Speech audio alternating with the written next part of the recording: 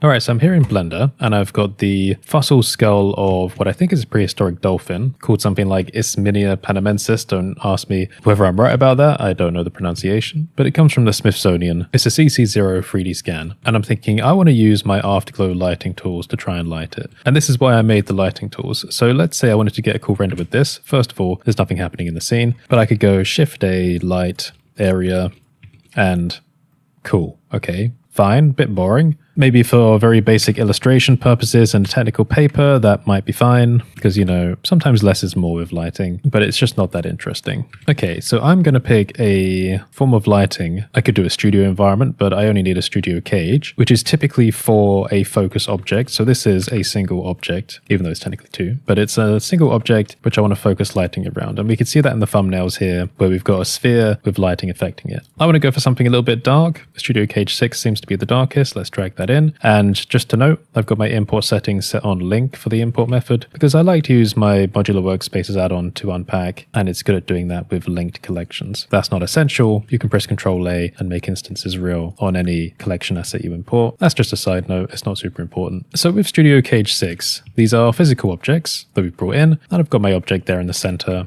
I can enable and disable whatever lights I like. Not all of them are visible. For example, the upper right one is actually technically invisible to the camera. That's something you can change in the object settings. It's just a matter of preference or whether they get in the way of the camera. So let me choose a camera like Camera Central and go into it. And okay, we see that lighting is happening, but it does look quite strong. Well, the impact of lighting is a two-part story. One is the lighting and one is the surface. So for specific situations like this, I have included a variety of materials in Afterglow, and you'll notice there's one called Fossil, which seems, you know, pretty obvious for what we're doing. So I'm going to drag that on to both of the parts.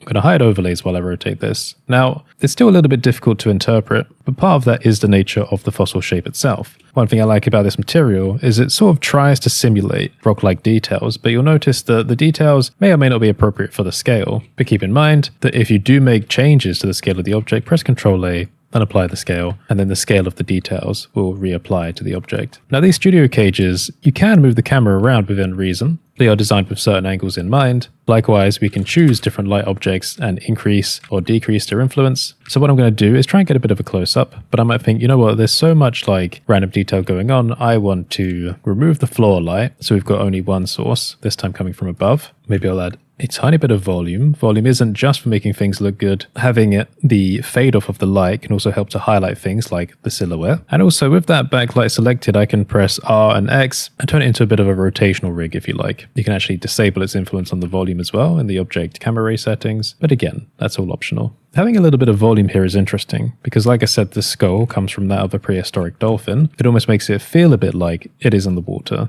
almost coming at you through the dark. And with these subtle details from the fossil material, I think it makes a nice little difference. What I'm going to do is play with that a little bit. So I've got the object selected. I'm going to press F3, make local, and do selected object data and materials. Blender changed its settings at some point, so things weren't made local by default. I'm actually not a big fan of that. We have to keep updating my modular workspaces add-on to try and keep up with the little changes they make in that regard. So if my add-on doesn't successfully make things local, just let me know. It is annoying. They keep changing it, but that's what we have to deal with. Up in the Get Edges section here of the material, you can see that we have this edge influence. So we can manually darken the edges. So if you want to add a little bit of highlight around certain curvature areas of the fossil, we can do that. Kind of helps to accentuate where things are broken off or potential damage. Now I'm going to reintroduce the bottom light, but it's going to be too strong by default. So let's tone that down. To compensate, I might nudge the volume down a little bit as well, given the extra light. Now, optionally, and not realistically, I have this multiplier value here, which adds a little bit of roughness, like reflectivity around the edges. Again, that's just stylistic, not at all realistic, but you might like a teeny tiny bit because it may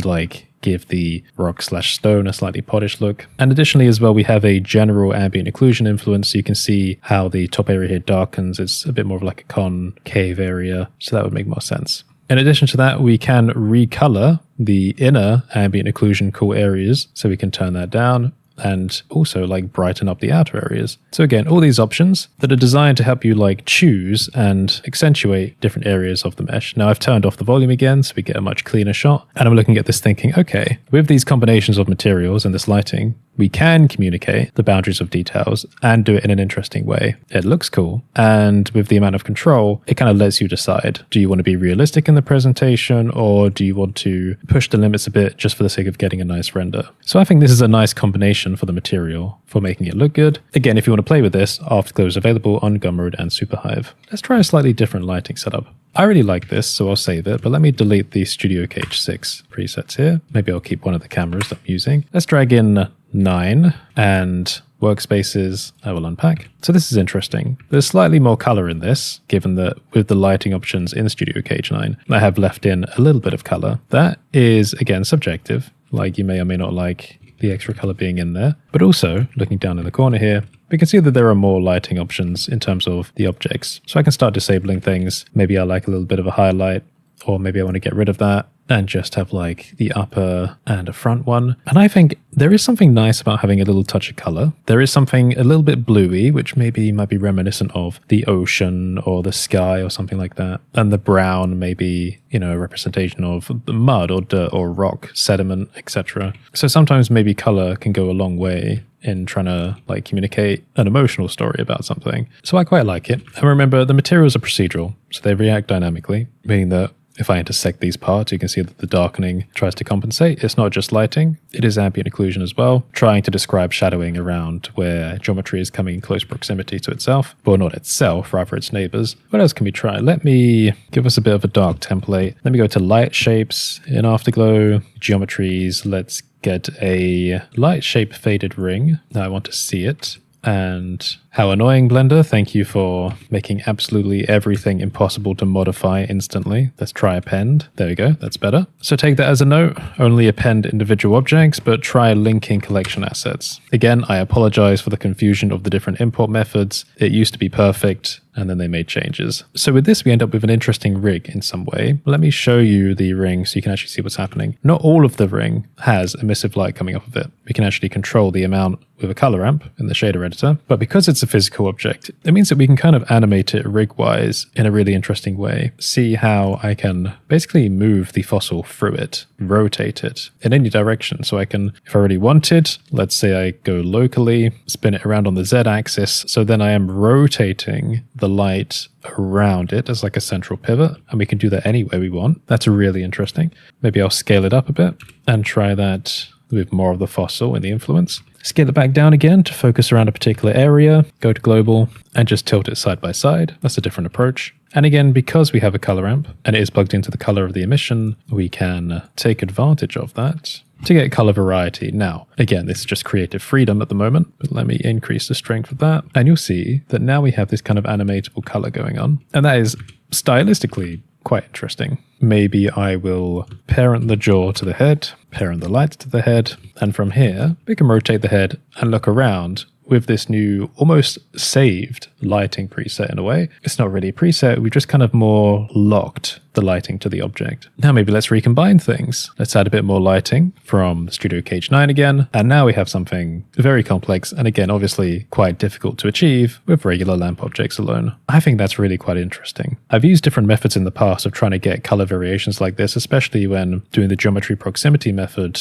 a little while ago, but this is also quite cool. What I've just done now is termed the color of the world volume a dark blue, and we've got a bit of intensity. And I apologize if this is slightly triggering to people that have thalassophobia, you know, fear of the ocean or the deep ocean. But you can see how we can get creative with it. Again, notice that depending on the angle, we start to see some of the light from that ring light in the volume. We can disable that under the object revisibility settings, volume scatter. I can do that for both. There we go. And you notice we still have the color on the skull. We can continue playing with the intensities of the lighting from the Studio Cage. And I think there's quite a lot of variety to play with there. Let me grab the light catcher behind. We can go light, dark. Notice how this particular lighting and material combination seems to work in both cases. So again, it's no surprise, you know, I've gone on about it again and again and again, and it should go to show why I spend so much time playing with procedural materials and physical lighting in Blender. Already, I'm just trying to make the same point over and over and over again. The flexibility is great, the freedom is great, and it is incredibly dynamic when it comes to getting like unique visuals. So, you can pick up Afterglow on Gumroad and Superhive. Alternatively, I have some extra resources available for my patrons on codishole.online/members. If you want to play around with these things, then you're welcome to pick up a copy or support me in any way you like. And recently, I have been working towards making a free sample of Afterglow available for people as well. This is funded by my patrons, but you should hear more about that when it's ready. If you made it to the end, put some kind of bone or dinosaur related emoji in the comments. Have a great day, everyone, and I'll see you next time.